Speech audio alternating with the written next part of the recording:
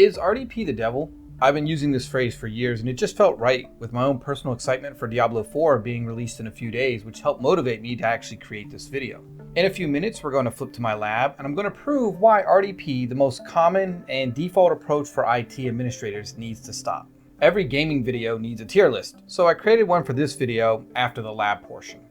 I'll also do a closeout with my final thoughts. Timestamps will be in the description if you want to skip ahead. And with that, let's jump into the lab.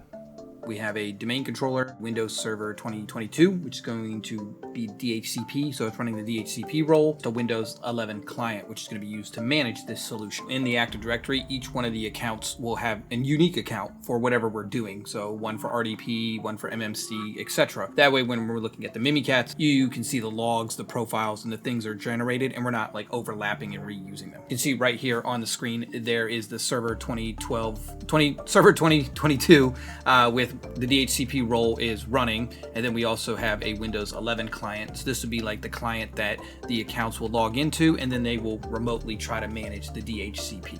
First protocol up is RDP. And what I'm going to do is, first time I'm going to show some of this a bit more. The rest of the protocols, we're going to go a little faster. So on the server itself, just to start off, if we look at the user directory, there's no profiles, and I'm RDP'd into the server using the local built-in administrator on purpose, so there's no domain credentials. This directory here, this is where we're going to create the log files as we go. This isn't a Mimikatz tutorial, but if you want to learn more, obviously I can give you some links to it. The first thing we're going to do is we're going to go ahead and turn on logging mode, and this will just help with searching, because I don't feel like scrolling for a half hour through the command prompt. It's just inefficient. We'll put Mimikatz in debug mode, and we're just going to look at the users that are on the box already. Like, what kind of details can it get from people logging in? What we're looking for, the first user, is called RDP user. What we're going to do is look through the log file, and at this point the account hasn't been used, so we expect to see absolutely nothing, right? Good. Here we are on the Windows 11 system. I am logged on as the RDP user. We're going to go ahead and start run and do a quick remote desktop session here. And then we're going to connect to that server. That server name is DHCP ITC itcandor.com. This user and all the users have local administrator on that server, which is very common for how people manage their environment. And the goal is to restart the DHCP service. We've achieved the restarting of the service. Now let's see what happened from a Mimikatz perspective, what was going on. Once again, we'll just kind of dump out the passwords to that same log file. Not the passwords, you guys know what I mean. So we're gonna open the log file, and then we'll do a search, find that rdp.user, bam, right there. Now it's here, and you can see right here, there's our hashes. Now it has left a hash in memory while you're just trying to log in and do your job. Now, if we also look at the user directory, it's also created a user profile. Now we have profiles on the box that hopefully get cleaned up over time. That's the first example of what happens with RDP and how adversaries can steal credentials that are being left on the box. So let's go ahead and look at a couple other ways that we can do this. Next one we're going to use is MMC to remotely manage that DHCP server and restart the service. The new user that we're using is called mmc.user. Create a log file for that MMC. We obviously haven't used this account yet. So if we go into the users, there is no profile. Awesome. And then we'll go ahead and look in the log file for mmc.user, and we shouldn't find anything. Okay, good. Now let's flip back to our client. And in this scenario, we're just going to go ahead and run MMC. We're going to choose a remote system, that DHCP server. And we're going to restart it again. Now, while I'm restarting it, I'm going to go ahead and do another Mimikatz capture to a log. And that's running. Service restarted. Back up and running. No profile. Awesome. Nothing to clean up over the long term. And take a look at the log file. Nothing in the log file. If it doesn't exist, it can't be stolen. That's going to be a reoccurring theme here. Let's move on to the next one. PSExec. Let's talk through this one. Once again, let's go ahead and get our log file going. No user on the box called PSExec.user. Doesn't exist. Okay, great. We go back to the client. I've already got PS Tools open, got it ready to go. As you can see, I'm logged on as PSExec.user. We're going to use PSExec to connect to the server and start a command prompt. Okay, so we're going to go ahead and stop the service. Then we're going to go ahead and start it. And then while I'm starting it, I'm going to go rerun the Mimikatz logging again. So that's running. First off, we have a profile again. Not a bad thing, but at the same time, profiles need to be cleaned up. Find PSExec.user, and we didn't find anything. This is a good thing. For this one, we're going to use PowerShell remoting to connect into the server and once again start and stop the service. In this scenario, I am logged on as POSH.user. I have PowerShell open, and let's go ahead and get our PowerShell log running. No profile for that yet. Nothing. Good. This is what we expect because we haven't used the account and credentials yet. Back to the Windows 11 client. Enter a PS session onto the DHCP server. So we are connected, and let's go ahead and restart the service. And while it's restarting, I'll rerun the Mimikatz logging. and we're done. So the service has been restarted. First off, it creates a profile when using PowerShell remoting. Nothing. Very good. Equivalent to PSExec in terms of what it's doing on the box and the operational long-term maintenance of what has to occur. For this scenario, from the Windows 11 device, we are logged in as a user called Server Manager. What we're going to do with this one is we're going to use the RSAT Server Manager tool remotely to stop and start the services. Now, while this is opening, let's go do our things on the server side. Get our log going. Profiles, nothing. srv mgr.user.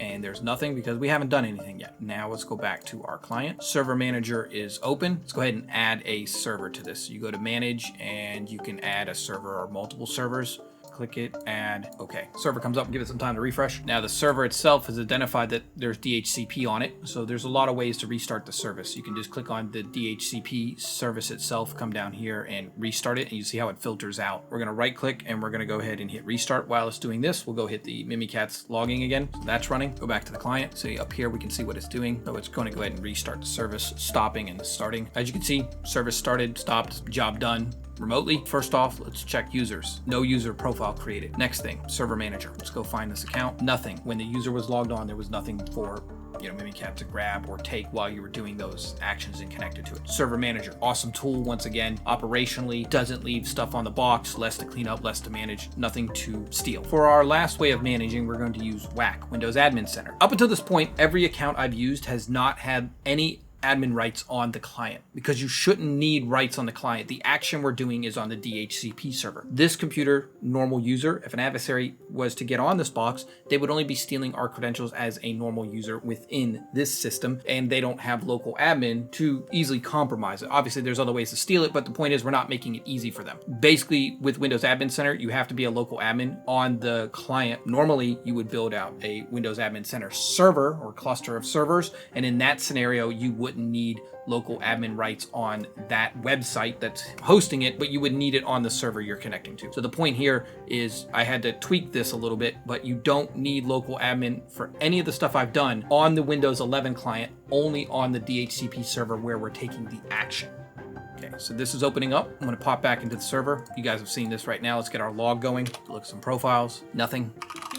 That's what we want to see because we haven't done anything yet. First thing we need to do, add the server that we need to manage. In this scenario, we can just search Active Directory, check the box for us, and hit add. So as you can see, here's the user that we're using to manage it. We're going to check the box and hit connect. Unlike Server Manager and unlike all the other tools, I would say people are getting more and more comfortable using websites to manage anything. It could be network devices, proxies, load balancers, phone, VoIP systems, Office 365, Google Enterprise, Splunk's a web page, Sentinel's a web page.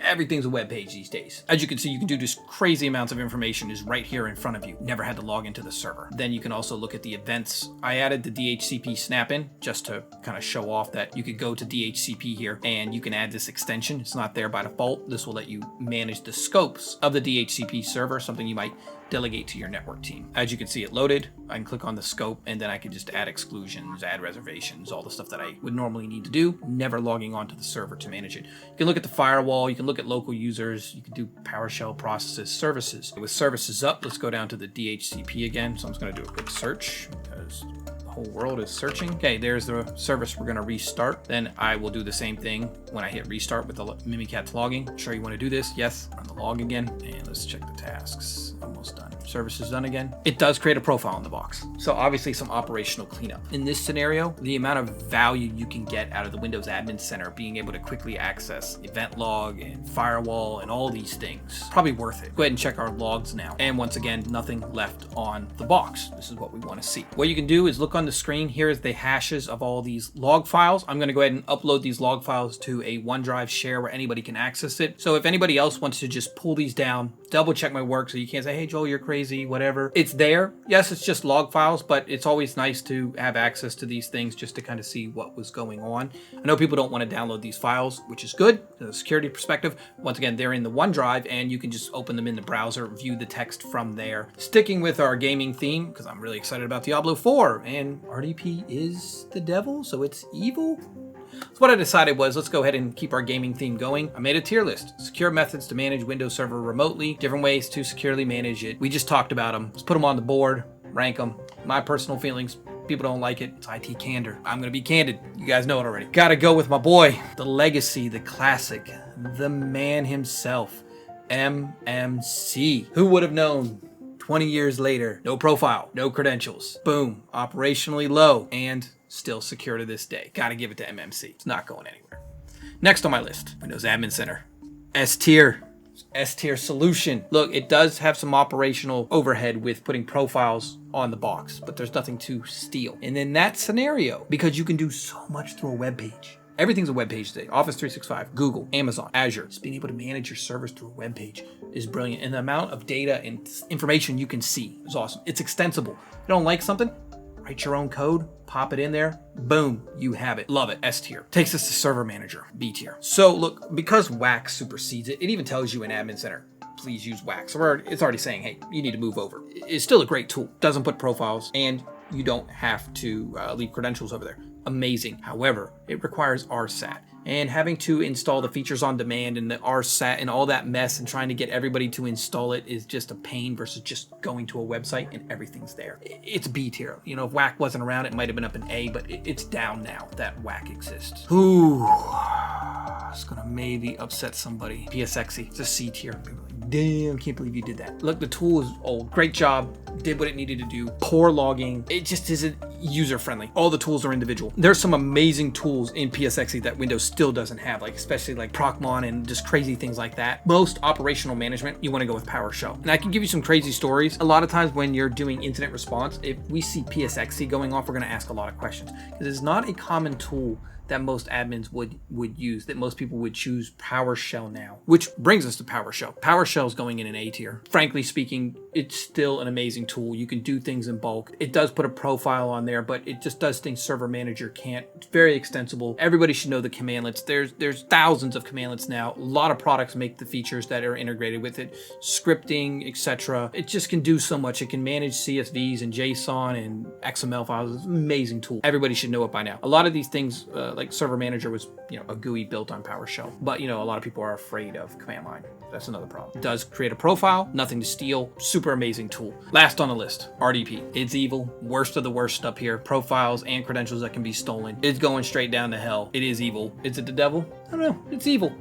It's going in D. So I hope you guys like this. I'll share a link to this as well. It was just something fun I wanted to put together to keep that gaming theme going together. And think about this. There's a lot of different ways to do things, but is it the best way? Is it the most secure way? Is it the safest way? Is it the easiest way that you know of, but we've got to change the way we do things to make it harder for hackers? I hope everyone learned something about the different management tools, both the security and operational overhead concerns, and they enjoyed the tier list. Yep, RDP is the devil. The tech savvy among you will ask, what about Remote Credential Guard? RCG for short. Let me ask you a question. Instead, can you guarantee 100% of the time the server will have Remote Credential Guard enforced? Remote Credential Guard is called a compensating control, and not all versions of Windows Server are capable of supporting RCG. Are you the one company in the world that doesn't have any 2012 R2 Windows servers or earlier and have enforced RCG in 2016 or later? Are you reporting when a Windows server with RCG is not functioning? What about profile cleanup? When was the last time somebody did that? There's also Remote Admin as an option too, but it has the same compensating control requirements as Remote Credential Guard, so not a win there either. Got another one for you. What happens when you use an IP address rather than a host name? It downgrades to NTLM and does not use Kerberos. Admins use IP addresses all the time rather than server names when RDPing. How many of you blow right past the certificate warning when using RDP and check the box not to bother you again? What about the RDP session itself and using IPsec to protect the session? I can show you how to use the Windows firewall. If anyone's interested, leave a comment. Oh, let's not forget how many times RDP has been opened publicly to the internet and hackers have gotten in. Time for a candor moment. If this isn't enough evidence to show you that RDP is evil, and when using RDP, you are helping make the hacker's job easier, it's time to understand that it's not what you do, but how you do it that makes you a damn good IT and security admin. If it does not exist, it cannot be stolen. Extra credit. Decrypt the NTLM hash used in the lab and post a comment with the answer. First one to get it right, I'll give a shout out in a future video. And as always, be candor.